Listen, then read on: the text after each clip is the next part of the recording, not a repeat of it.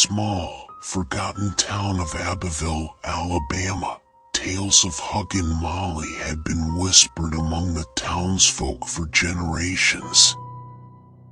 Most dismissed the stories as old wives' tales, but for young Jack, these stories became all too real.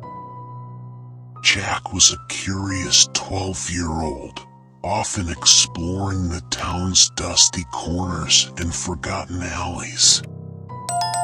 One chilly autumn evening, he found himself wandering near the old cemetery at the edge of town.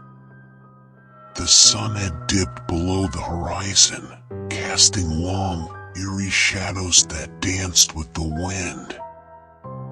As Jack passed the rusted iron gates of the cemetery, a sudden, biting cold enveloped him. He shivered and pulled his jacket tighter. The air seemed to thicken, and a sense of dread settled in his stomach.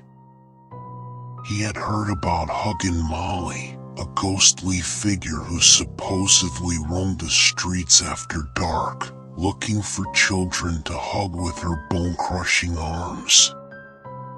He brushed off the uneasy feeling and continued walking, but the sound of footsteps behind him made him stop. Turning around, he saw no one.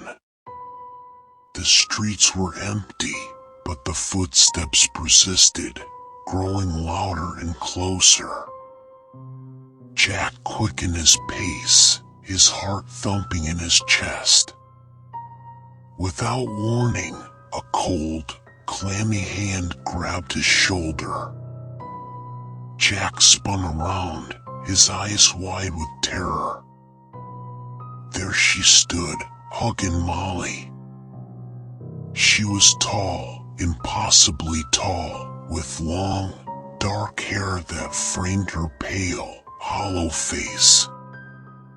Her eyes were deep, empty voids, and her long, spindly arms reached out toward him. Jack tried to scream, but no sound escaped his lips. He turned to run, but his feet felt like they were moving through molasses.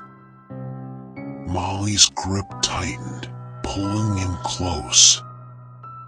Her embrace was cold and suffocating, her bony arms wrapping around him like a vice.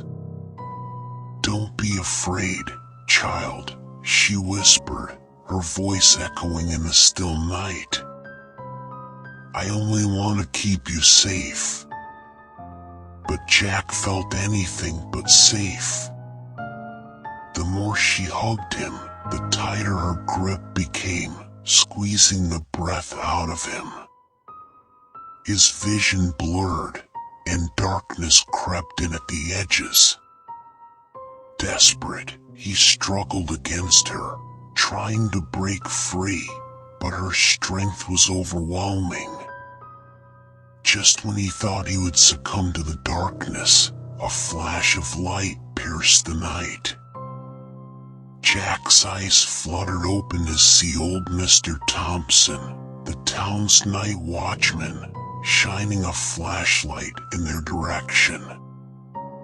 "Molly, let the boy go," Mr. Thompson shouted, advancing with the beam of light.